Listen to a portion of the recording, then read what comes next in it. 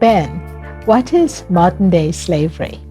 How do you define it, and how widespread is it? The definition of modern-day slavery is the same as when you and I first connected 10 years ago. It's the same as it's been for 5,000 years of recorded human history.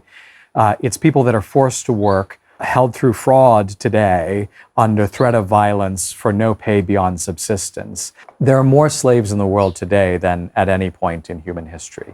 The vast majority are on the subcontinent where we are right now, in South Asia. They're in some form of collateralized hereditary debt bondage, which is a very technical term that in no way illustrates the horror of what it is to be born to a debt that your father, your grandfather, your ancestors may have taken, and that you have to work for no pay beyond subsistence in order to pay off.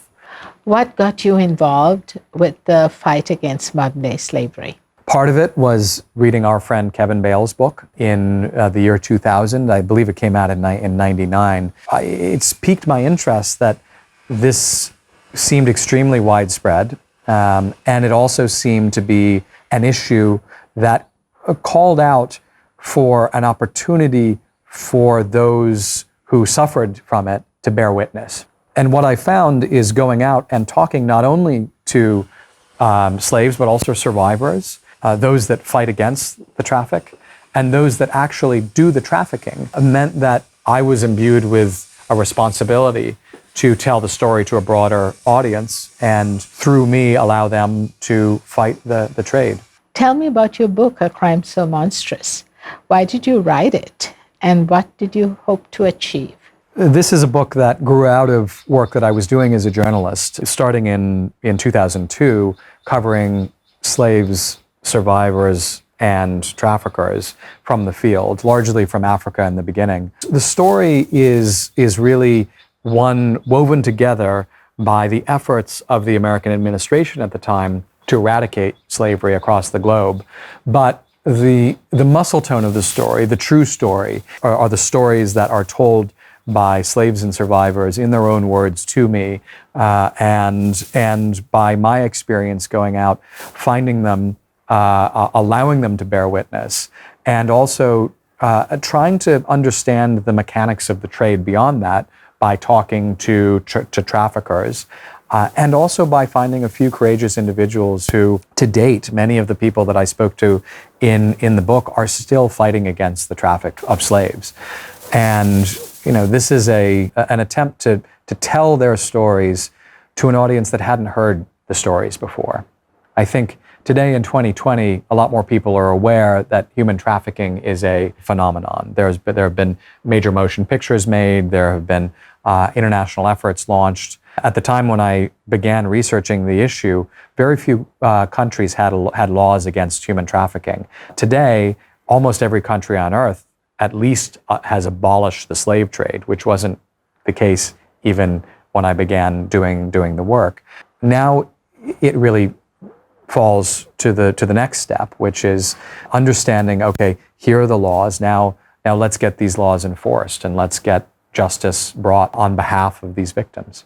Can you tell me a little bit about your work as a journalist, writing about modern-day slavery? I had largely for the book focused on slavery that was in far-off places. In the last chapter of the book, I focused on a young girl that had been trafficked into slavery in Pembroke Pines, just outside of Miami in Florida. But in general, readers could be excused for thinking, well, what does the debt bondage of a worker in a quarry have to do with my life? After the book came out, I began to focus much more on slavery that happens in the supply chains of products that all of us buy. And again, I didn't fudge the definition of slavery here. I stuck to the narrow and terrible definition that I've laid out. These are people that are forced to work, who can't walk away from their work, who are under threat of violence or penalty to them or their families, who are working for no pay beyond subsistence. And what I found was this issue, modern day slavery, is in everything that we buy. It's in everything that we put on our bodies to a degree. The challenge was finding it in the endemic places where it exists and then tracing that to the actual products. Because I think it's very easy to say, well, slavery is in everything, but prove it. And that's what I set out to do as a journalist. First, working for Bloomberg Businessweek, I did a short series on slavery and the products that wind up in Western markets, beginning with fish. Fish in, of all places, the New Zealand fishing industry, where Indonesian workers had been tricked, defrauded, into working on Korean-flagged vessels that were fishing in New Zealand's waters. And all of that murkiness about national jurisdiction had led to their exploitation on board those vessels, where they were held in violent conditions, in deplorable, unsafe conditions, and they were paid nothing except to service a debt to recruiters who had tricked them into these jobs in the first place. After that story came out, one thing that I found very heartening was the markets responded. And the companies that we named, many of which were publicly listed companies that were buying and selling the fish, they wound up responding in a significant way.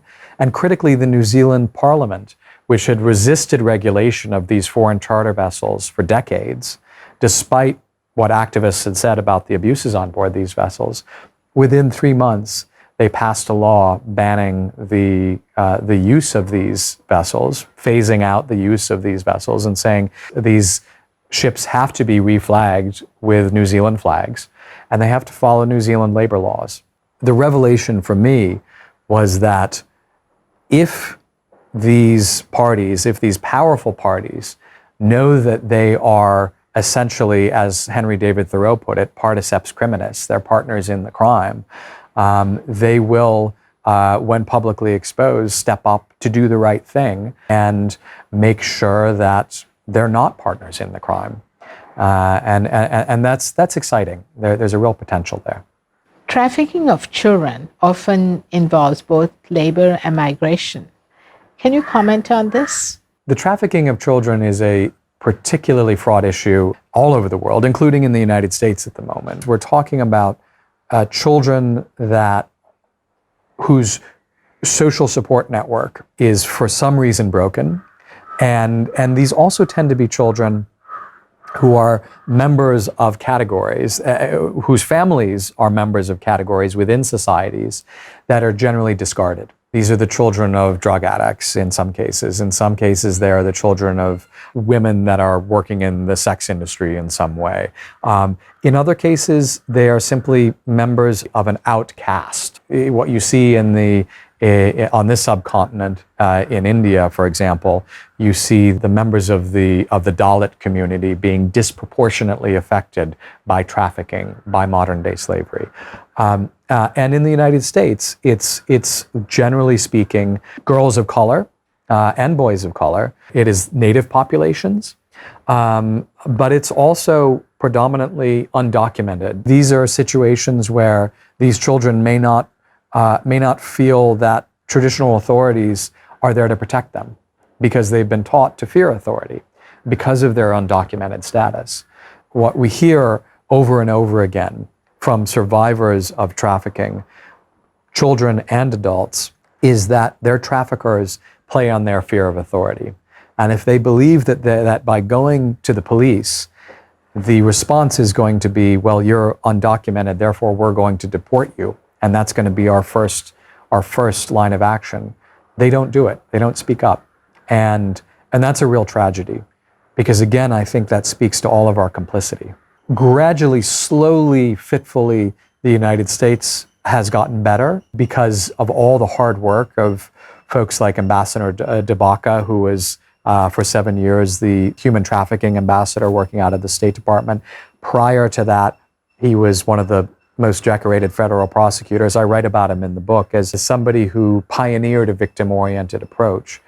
And part of his approach was, if you are a cop and you're going in and you're talking to some woman or girl or boy or man, for that matter, who is working in the sex industry, the first question you should ask is not whether they have committed a crime against the state, but whether they're okay, and whether they themselves are a victim of a crime against humanity. What I see when I go out and talk to police today is that there is a much higher level of understanding of the need to approach the issue of human trafficking with that victim orientation. I was giving a talk not long ago in Florida to law enforcement officers. Had I been giving that talk at the beginning of my work, I'm sure there would have been a very different attitude. But there was a broad understanding that this is something where the first question should not be, did you sell sex? The first question should be, are you okay? What can we do to make you feel safe? And that, I think, is ultimately the way that we can finally eradicate that crime in the United States and elsewhere. ILO estimate that there are 115 million children that are engaged in hazardous work such as drugs and sex and child labor in areas like agriculture, domestic servitude, fisheries, manufacturing industries.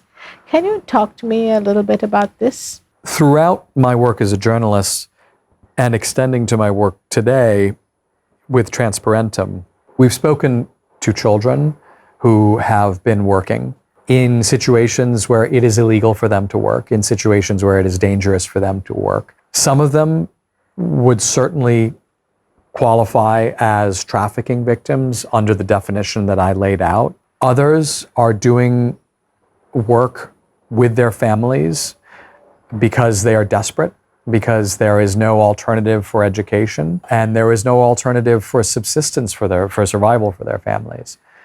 And I think all of them are worthy of our attention and worthy of our efforts to understand how do we create alternatives and how do we approach their plight systematically, as opposed to on an ad hoc basis of just simply running in and rescuing them and pulling them out and saying, okay, now you're safe because you're no longer picking cotton, or you're no longer working in a cobalt mine, or you're no longer working in a brothel.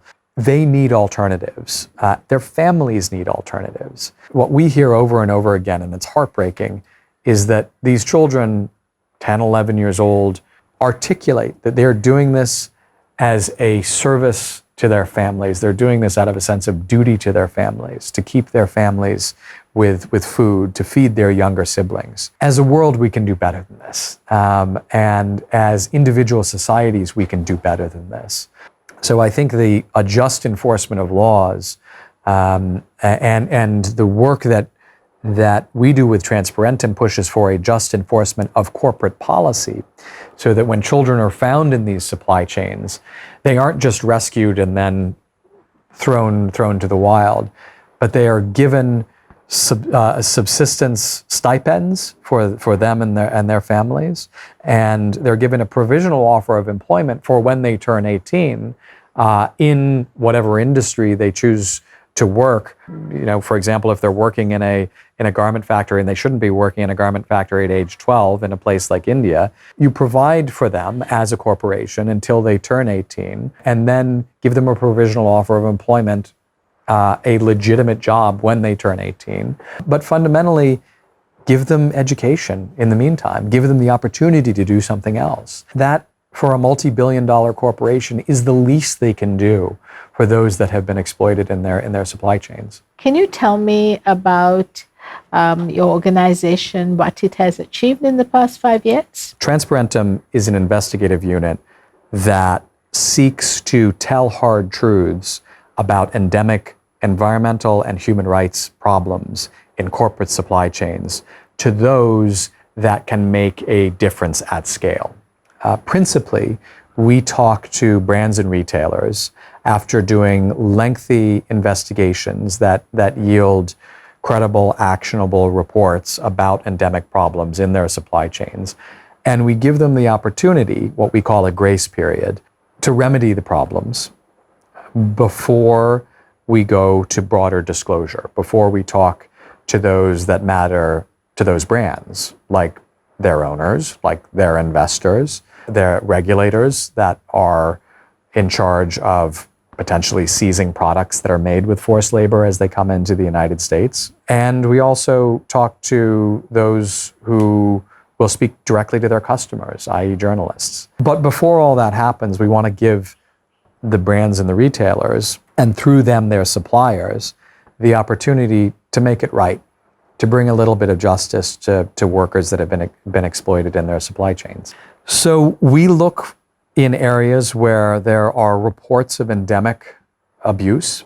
Our first investigation was on the Bangladeshi leather industry, which was headquartered in a residential neighborhood. For 40 years, this had festered into one of the 10 most polluted places on earth. Chrome, cadmium, lead was going into the drinking water for 500,000 people living downstream from the tanning process. And after the Eid festival, when cows would be slaughtered, the rawhides were taken in to Hazarabad, and children as young as 8 years old, as I saw directly when I went into these tanneries, would use sharp razors to cut the edges off of these hides, and chrome tanning would strip the dirt and the hair away. And so what we sought to do was understand how this had been going on for so long, with the obvious health effects of one World Health Organization study found that 90% of the workers and their families were dead by the age of 50 because the cancer rates were through the roof. How this was able to go on for so long, how the direct corollary of that, where the same study found that 25% of the workers in these factories were under the age of 11, how that had been able to go on for so long, despite the Bangladeshi Supreme Court saying, this is illegal, you have to shut down all of these tanneries because there isn't a single effluent treatment plant among them. And what we found was that people just weren't taking responsibility, and the businesses weren't taking responsibility. And so we looked at who was buying the leather, we looked at who was processing the leather into shoes and handbags, and ultimately we went to brands and retailers that had some connection, and we said, do the right thing here. And within a month of disclosure, the government of Bangladesh finally did the right thing, and they went in and they cut all of the water, the gas, and the electricity from all 150 illegal tanneries, and they moved the entire industry to a dedicated industrial park where there was a central effluent treatment plant being built. Today, that central effluent treatment plant is still not fully functional, but it is no longer in a residential neighborhood. And there is the possibility, the slim possibility, that you can create a sustainable industry there. So that's the kind of effort that we seek to make. We seek to be a catalyst. And more recently, we focused on child labor for the most recently disclosed investigation in Myanmar, and underage labor. Those workers who had traveled from places like Sri Lanka even, but also like Bangladesh, like Nepal, to Malaysia to work in garment factories. In some cases, they didn't know they'd be working in garment factories, but when they got there, they were told, you're going to be working in these garment factories and we're going to hold your passports. And the debts that they owed to those traffickers didn't go away. And when they were paid a fraction of what they were told they were going to be paid, it took that much longer to work off their debts. What we found was, again, going to brands and retailers, those brands and retailers could step up and they could actually make a difference by paying those workers back directly in some cases, in other cases compelling their suppliers to pay those workers back and get them out of debt bondage and give them their passports back, give them the right to move freely, and give them a pathway to real freedom. And that's inspiring that can happen in a matter of hours, where the fight against slavery has taken 5,000 years. Tell me about how Americans can get involved with the fight against modern-day slavery. Americans can get involved by being aware that, as Henry David Thoreau said, if you know of it, you're particeps criminis, you're a partner in the crime. He went on to say, what business have you if you're an angel of light to be pondering over the deeds of darkness? He meant that as a warning. I take that, and I often recite it as an exhortation, as a call to get involved. Fundamentally, understand the impact of what we buy. Understand that when you go out and make a purchase, you're making a moral decision whether you know it or not. And asking the companies that sell you your clothes, that sell you your food, what are you doing to monitor and disclose the working conditions for those that are producing these items? We live in a society now where we can get anything at the click of a button. And that's a remarkable power that generations before us never had. But it comes with, I think, extraordinary responsibility as well, to click that button and understand that it doesn't absolve you of that moral responsibility to ask the right questions. I think beyond that, all of us have an obligation to understand that when we live in an unequal society, when we live in a society where certain categories of people are still not treated the same way as our Constitution in the United States would hold, that we have an extraordinary responsibility to reach out with compassion to those individuals, to advocate for them, to make sure that fundamentally the weight of enforcement of our laws, which our laws are us, they are representatives of what we believe, to make sure that the weight of the enforcement of those laws does not hurt those that are actually victims of crimes against humanity. I think all of us in American society that enjoy the blessings of liberty and enjoy the blessings of living in a society that has fought and bled for the Constitution have to take up that cry. They have to do what I think about every day, which is how do I live up to the sacrifices of my ancestors that fought with the Union at the Battle of Petersburg? How do I fundamentally fulfill my responsibility? And how do all of us fulfill our responsibility to honor their sacrifices and to fight slavery every day?